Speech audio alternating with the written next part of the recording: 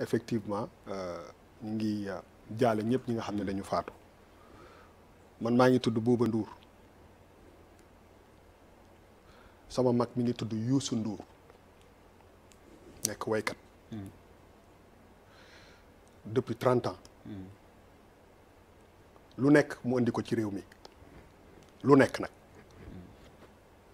moom mooy définition wu nit bu bëgg sa réew sama papa Elimane Ndour la tudd bi may njëkk a toog ci plateau bi nit ñaa ngi may seetaan lu ne dégg naa ko amul fa place dañu foog ni dañu moom seen télé daf fi toogal Youssou Ndour pour lu mu wax mu dee ko lu ne dégg naa ko tey déggatuma loolu on est dañu am aussi ci coow li lu dal suñu kaw te nit ki fi sa teraanga nekk nga fay dundal sa doom di fa dundal sa jabar di ci jox sa yaay mu lekk fii 450 emplois moo fi nekk direct donc ko war a protéger sa yoon du ci nekk ñuy jéggalu ci ñi nga xam ne seetaanuñu jàkkaarloo vendredi bi passé parce que heure jàkkaarloo maa ngi yóbbu nit bu daanu fii ndax dañ ko dóori ay xeer ñu ko yóbbu hôpital ñu koy faj te yoonam nekku si on est tous des Sénégalais Youssou Ndour tabaxul lu ñuy toj maa ko wax ñoo bokk ndey ak baay je défie qui que ce soit si ñuy liggéey fii ku fi am télé wala média xeexee ko maa ko wax ku fi am télé utiliser ko xeexee ko suñu yoon nekkul ci engagement politique Youssou Ndour il est libre c'est son problème man awma carte bu fekkee ma ci boole wala APR wala Pastef faraluma kenn bugguma politique ça ne m'intéresse pas ça fait 7 ans ñuy toog fii chaque vendredi nous tous am na ñu fi mujjee ñëw ak ñu fi njëkk ñëw am na ñu fi nekkoon nekkatuñu fi di def liggéey bu am solo pour réew mi c'est la première émission de ce pays là cette émission là bëri na ñoo xam ne neexu leen aussi bien ci opposition que ci pouvoir ce groupe là il y a 2 ans on a essayé de casser ce groupe là am na nit ñu am alal ju bëri ñu ngi may dégg man ragaluma lu may wax jël ay milliards teg ko jël ñi fi gënoon nekk ay kàngam génn leen boole leen créer leneen pour daaneel groupe baa ngi fi xam nga lan moo tax mais man moomuma fii Youssou Ndour moomul fii Sénégal moom fii Macky Sall moom fii Ousmane Sonko moom fii Thierno Alassane Sall moom fii moo koy remercier woo na ma ne ma foofu sama kër la professeur Babacar Diop moom fii woo na ma ne ma fii sama kër la Malick Gakou moom fii ku ko utiliser yaa ko moom ku ko utiliser yaa ko moom fii naafeq amu fi on est libre ay remercier di rendre hommage tous nos vaillants journalistes Alaaji Assane Gueye Babacar Fall keroog bi nga jàkkaarloo Macky Sall ci biir palais bi 31 décembre daaw xamoon naa ni doo ñëwaat ren waaw Pape Djibril Fall Charles Faye Abdoulaye Der Malal Talla ak yow ñëpp Fatou Kiné Dem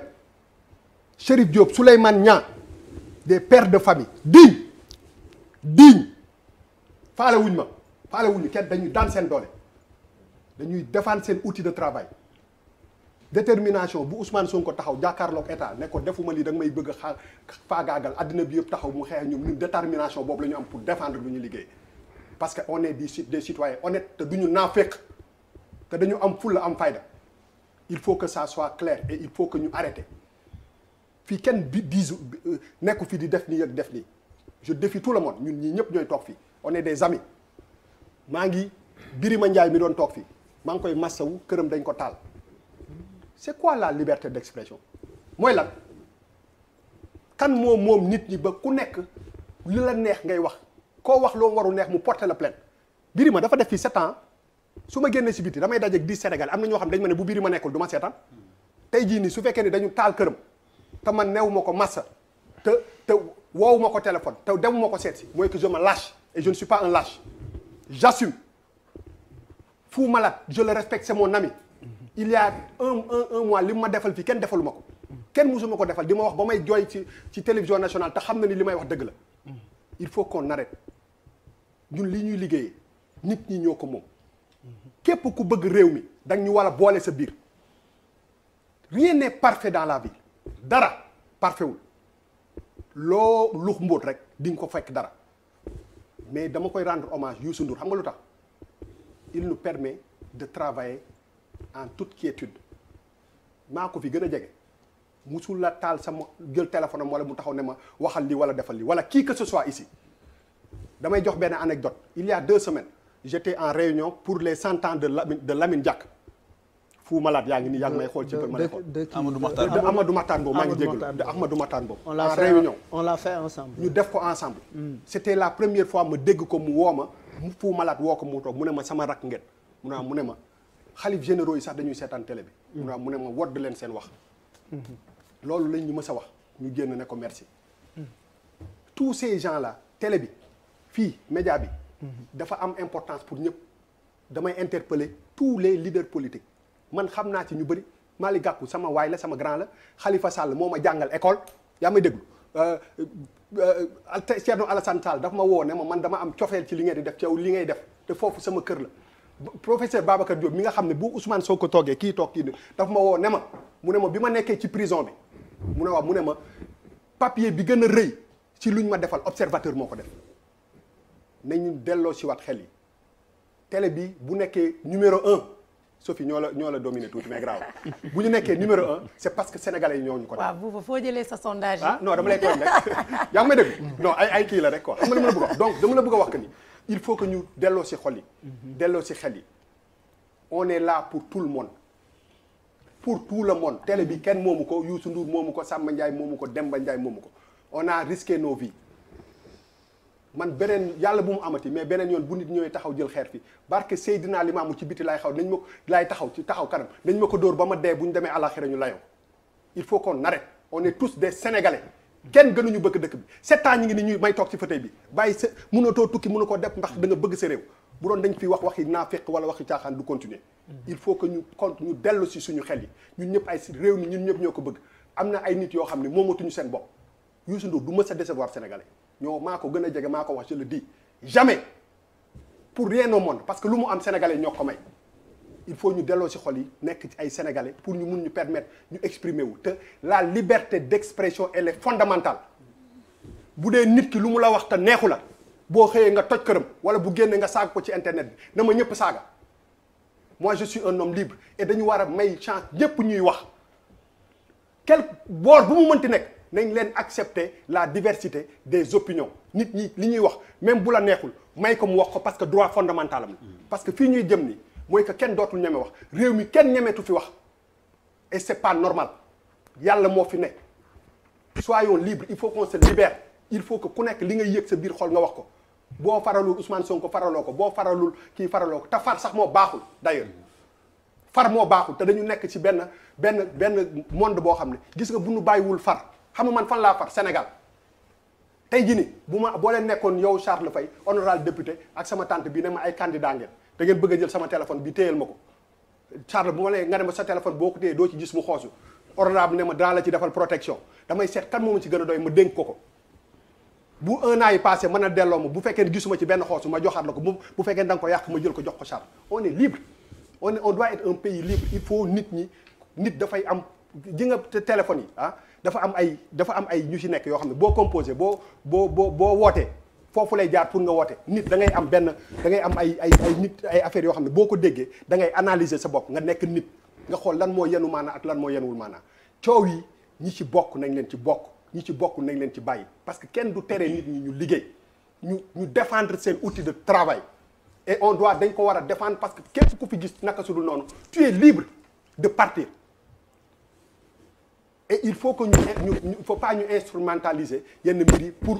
yàqal nit ñi maa ngi masawu ñëpp ñi nga xam ne suñu ay soppe lañu les gens ont vécu des moments très difficiles moi j'ai vécu des moments très difficiles et je ne mérite pas ça les gens de ce groupe là ne méritent pas ça donc par ma voix damay solidariser wu ci ñoom te doo wax ni kenn du ñu teree liggéey tey jii nii dama leen di jox benn exemple il y a beaucoup de gens dëgg rek la yàlla bëgg il y a beaucoup de gens qui nous reprochent nañu bi gars yi di def manifestation yi pourquoi nekku leen mais noonu ngeen bëggee ma teg Chérif Dia ci biir manifestation yi alors que animosité bi elle est là muy risqué laay fa ñu koy dóor on ne peut même plus aller def couvrir ay affaire mais man dama ñeme Charles Faye mi ba koy xool sax bëtu yow dañ lay def loo di ngay manipuler wala ma ñeme Alaaji Assane Gueye ay kilifa yu toll noonu mais nit ñi mënatuñ sax dem def seen liggéey et que ñu koy cautionner te man dama bëgg dara lu leer gis nga nit da ngay wax te yàlla tax bu ma ànd ak yow nga teg dara loo xam ne du nekk damay tourner na la li nga wax ni du dëgg du yoon il faut qu'on ait le courage de se dire les vérités quelle que soit la personne bi nga ko war a wax waroo ko ragal on a vu des gens qui ont fait des sorties qui sont allés dans d'autres télés et nous kilifa je t'interpelle il y a un an et demi kilifa a traité les Sénégalais de lâches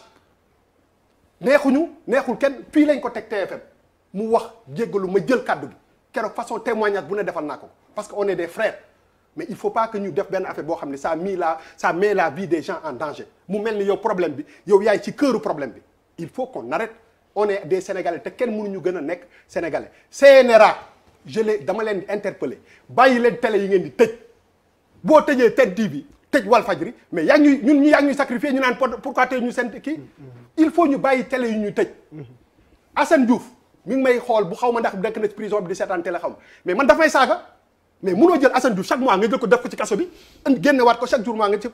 Karim Xurum Xax nañ ko bàyyi libre Guy Marius Sagna nañ leen bàyyi ñu libre ji nga liberté d'expression boobu nit bi bu la tooñee nga dem mais il faut ñu bàyyi nit ñi ñu dem tuuti ñu bañ ko nekk dara loo xam ne tëj ubbi day dem ba créer ay frustration nañ leen delloo ci suñu xel ñun ñëpp ay Sénégal kenn gënu fi nekk sénégalais kenn et puis ñu arrêté ñu dellu ci waat si base yi ñu nekkoon ñu wóolawante te fii kenn nekku fi Ousmane Sonko maa ngi lay interpeller discours yi dégg nañ ko lépp dégg nañ ko fii sa kër la boo ma ko permettre dinaa ñëw sa kër dinaa dem ci kër Thierno Alassane Sall dinaa Macky Sall sama grand la dinaa président Macky Sall maa ngi ñëw yéen ñëpp xam naa leen yéen a moom télé bi utiliser leen ko comme vous voulez mais bu leen ñu stigmatiser parce que fii loolu amu fi donc je rends hommage à tout le personnel du groupe Futurs Médias merci léegi nag sama beneen xalaat nga baal ma rek